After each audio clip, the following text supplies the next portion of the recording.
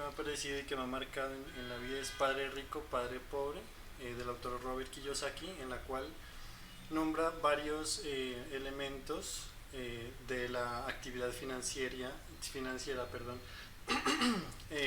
del hogar, también en la empresa, que nos puede ayudar a crecer financieramente. Ahí nombraba los activos, los pasivos y cómo uno de una manera, digamos, exponencial con cada ahorro, eh, aprender a administrar y sacar buen provecho de ese ahorro. Teniendo en cuenta los activos, los pasivos, los ahorros que uno pues ha generado durante también el trabajo, y hay que tener en cuenta la diferencia de trabajar para la sociedad y trabajar para uno mismo, es decir, saliendo del ámbito y sistema general mundial. Eso me ha parecido pues y que me ha marcado. Uno de los libros que recuerdo mucho es una saga que se llama Crepúsculo de Stephanie Meyer, porque la inicié a leer cuando yo estaba muy chiquita, yo creo que tenía unos 14 15 años, y fue la primera saga que yo leí en toda mi vida. Me llamó mucho la atención porque es diferente a los libros que a mí me enviaban en el colegio, que me parecían súper aburridos, no los leía, me causaba sueño, me causaba pereza. En cambio encontré en ese tipo de literatura juvenil algo que me llamó mucho la atención y por la cual me enamoré de los libros y seguí leyendo e investigando muchos otros libros más. Entonces fue la primera saga que me leí, por eso marcó mi camino de un antes y un después de la lectura. Toda mi vida es el Caballero de la Armadura Oxidada de Robert Fisher, ya que empieza con un caballero que de un momento para otro despierta con una armadura la cual él no puede quitarse. Entonces él pasa por una travesía y viaja a un castillo donde hay muchas puertas y donde él tiene que vencer más que todo sus miedos, el miedo de la cobardía, el miedo de la pereza. Entonces a medida que él recorre estas habitaciones y vence sus más grandes miedos, se le va quitando una parte de la armadura hasta que al final ya queda sin armadura. Y lo que me llamaba la atención es pues que muchas veces nosotros también tenemos esa armadura oxidada que no nos deja avanzar, no nos deja, aparte de que pues en un principio esa armadura no estaba oxidada, o sea, eran nuestras fortalezas y que por descuido se convirtieron en nuestros miedos. Entonces esos hay que vencerlos para liberarnos de esa armadura oxidada. El libro que marcó mi vida es El peregrino de Compostela, de Paulo Coelho. En el libro relata el camino que hace el hombre a través de la vida, pues en este caso sería el autor realizando el camino francés hasta la tumba del apóstol Santiago Compostela, Santiago, el apóstol Santiago. Y en ese camino él va afrontando problemas y cosas cotidianas. Es una literatura que la narra como si él estuviera realizando el camino, pero va contando cosas maravillosas o fantásticas porque le sale el demonio, sale un zorro que le habla. Entonces son cosas muy interesantes, tanto que decidí realizar el camino. Fui a realizar el camino para vivir la misma experiencia o sentirla en propia persona y descubrir qué es lo que él me quería transmitir.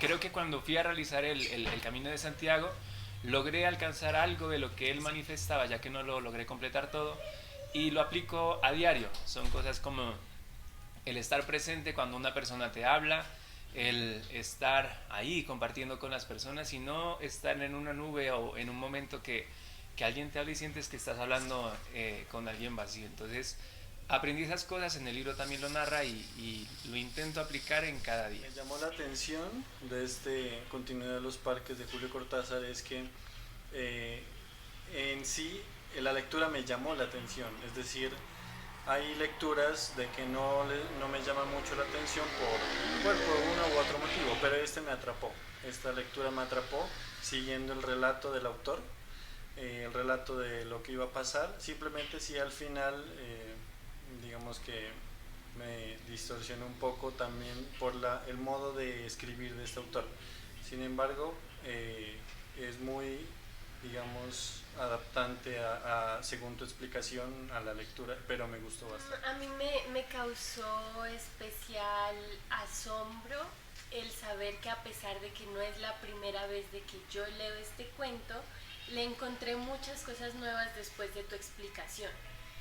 Lo he leído no solamente una vez, sino muchas, pues un par de veces al menos, y el día de hoy le encontré bastantes cosas nuevas que me llamaron la atención, sobre todo en la explicación que tú diste del paso a paso de cómo fue relatándose esta historia. Entonces me parece muy interesante que cada vez que leo nuevamente un texto puedo entender más cosas y encontrarle también diversas sensaciones y explicaciones a cada frase. Bien, pues este cuento de fantasía pues comienza como una historia así, como dice, atrapante, que uno trata de seguir, imaginarse a los personajes, a esa persona que está leyendo, pero de un momento a otro,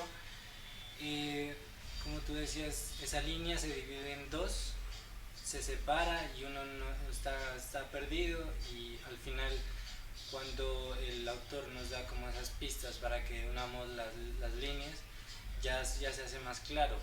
Entonces, de esa manera es la única manera de entenderlo, volverlo a leer y tomar paso a paso todo lo que sucedió en este capítulo. La lectura es simple cuando él escribe, o sea, tiene un lenguaje simple, pero en sí la historia es compleja para entenderla. Cuando la leí la primera vez, no entendí el concepto que el narrador o el escritor nos quería hacer entender. Cuando nos explicaste, ya tuvimos como esa línea de tiempo y fue más fácil comprenderlo. Entonces, tengo como la experiencia con eso porque me gustan los libros de literatura de policías o literatura negra, y también los finales no suelen ser los que uno espera y los cambian. Entonces, por lo general, toca volver a leer la lectura. La volvemos a leer y ahí ya se entiende más cómo es el final o cómo es la historia.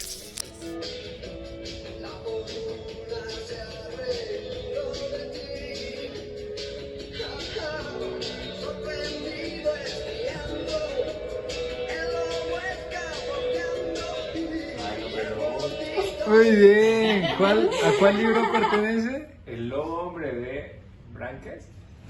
Boria Vian. Muy bien, excelente. Muy bien, sigue Aleja.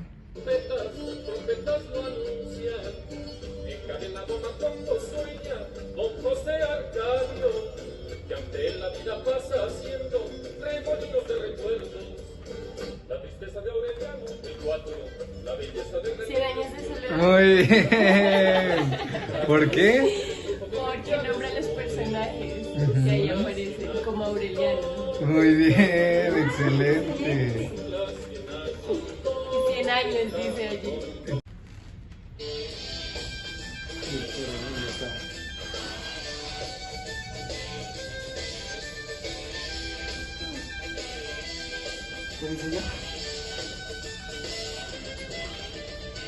Si acaso tú no ves, más allá de tu nariz, no oyes a una flor reír.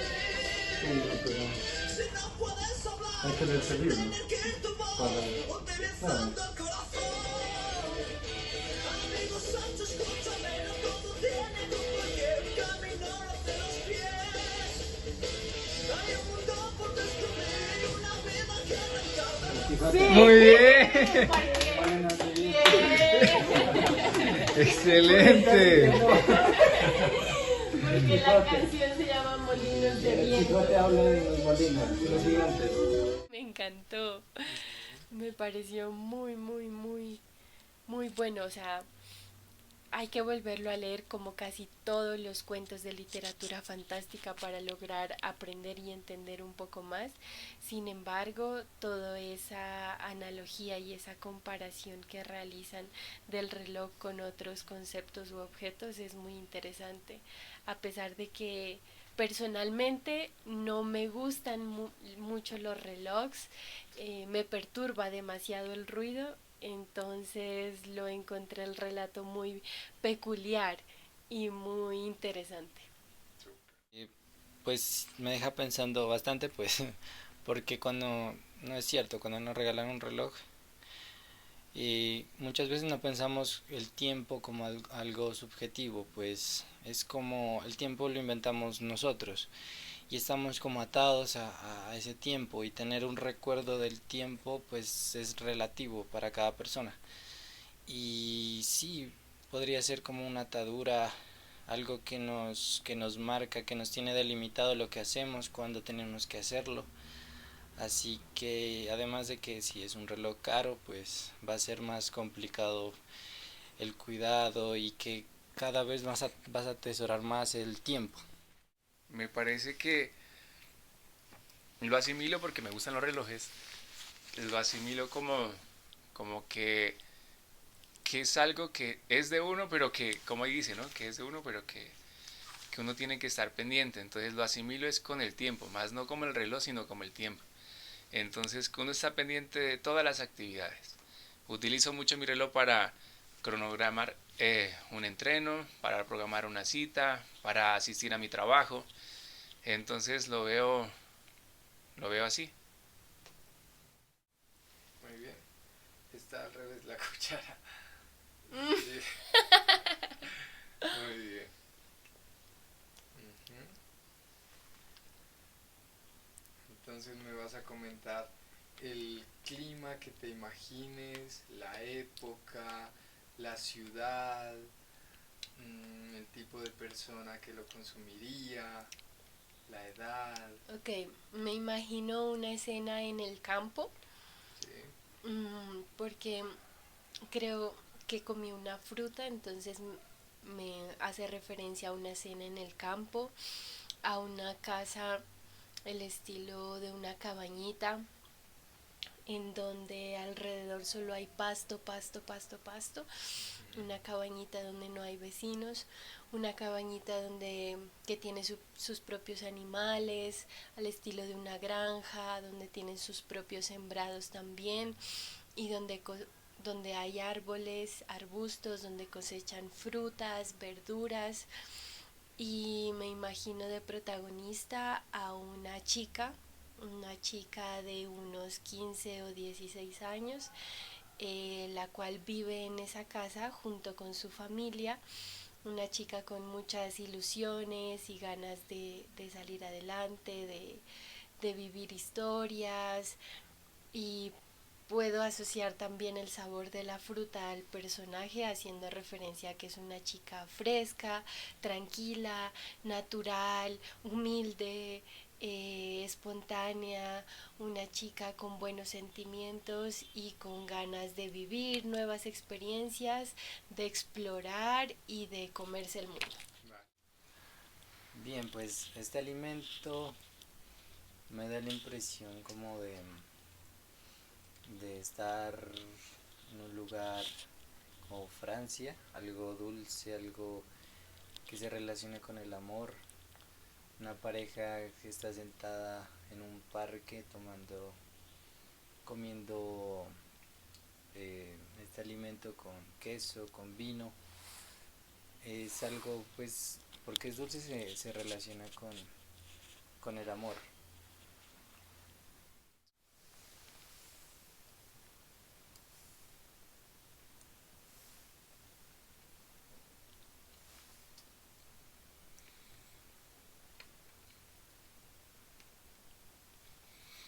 Ese sabor me recuerda a la laguna de la Cocha. Con mi familia cuando paseábamos, después de tener un almuerzo, comíamos moritas con queso o con arequipe.